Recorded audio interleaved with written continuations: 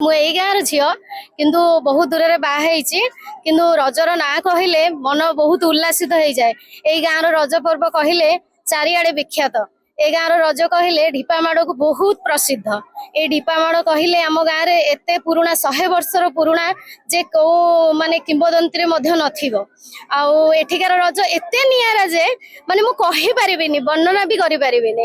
ଏଠି ଏତେ ସୁନ୍ଦର ଦୋଳି ପଡେ ଛୋଟ ପିଲାମାନଙ୍କ ପାଇଁ। ଆମର ମିକି ମାଉସ ଠୁ ଆରମ୍ଭ କରି ଦୌଡ଼ି ଦୋଳି ଡଙ୍ଗା ଦୋଳି ମଧ୍ୟ ପଡେ। ବଡ ମାନଙ୍କ ପାଇଁ ଚେୟାର ଦୋଳି ଆଉ ରାମ ଦୋଳି ବହୁତ କିଛି ଦୋଳି ପଡେ। ତା ସହିତ ମଧ୍ୟ ରଜ ପିଠା, ରଜ ପାନ ଆଉ ତାସ, ବଡ ଲୋକ ମାନଙ୍କର ତାସ ଖେଳ ଦେଖିଲେ ତ ଆପଣ ବହୁତ ଖୁସି ହେଇଯିବେ। ଆଉ ଆସିକି ଏଠି ଏତେ ଖୁସି ଲାଗୁଛି ଯେ କହିପାରିବିନି। ଏଇ ଗାଁ ବୋଲି ନାହିଁ, ପାଖ ଆଖ ବସନ୍ତପୁରା, ପଦନପୁର, ଭଣ୍ଡାରିଡିଆ ବହୁତ ଗାଁ ଅଛି ଯୋଉଠିକି ଏଇପରିକା ହିଁ ରଜ ପାଳନ କରାଯାଏ। ଆମର ଏଠି ନରସିଂହପୁରରେ ରଜ ମହୋତ୍ସବ ଧୁମଧାମରେ ପାଳନ କରାହେଉଛି।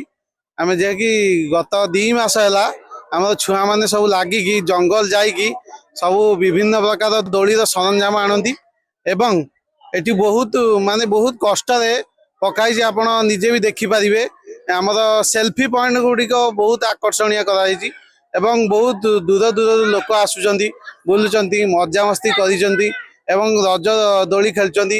ଏମିତି ଆମର ବି ଆଉ ଏକ ନିଆରା ପରମ୍ପରା ଯାହାକି କୌଣସି ଓଡ଼ିଶାର କୌଣସି ଜାଗାରେ ଆପଣ ପାଇବେନି। 500 ବର୍ଷର ନରସିଂହପୁର ଗାଁର ପରମ୍ପରା ଏ ଢିପାମାଡ଼ ଆଷାଢ଼ ଶୁଳ୍କବାଣୀ କହନ୍ତି ଆକୁ। ଏ ଚାଷୀ ଭାଇମାନଙ୍କର ଆଗାମୀ ଚାଷର ଖୁସିର ଅନୁଭବ ପାଇଁ ଏହି ପରମ୍ପରାଟା ରଖାଯାଇଛି। ଏ 500 ବର୍ଷ ତଳର ଢିପାମାଡ଼ ନରସିଂହପୁର ମୁଜାରେ ଚାଲିଛି।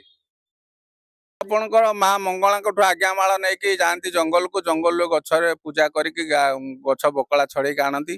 ଆଣିକି ମଙ୍ଗଳାଶାଳରେ ରଖନ୍ତି। ମଙ୍ଗଳାଶାଳରେ ପୂଜା ହୁଏ। ପୂଜା ହେଲା ପରେ ତା ପ୍ରଥମ ଦିନ ଗାଁ ପରିକ୍ରମା କରି ଯାଇଥାଏ। ଦ୍ୱିତୀୟ ଦିନ ଗାଁ ପରିକ୍ରମା କରି ବିସର୍ଜନ କରାଯାଏ।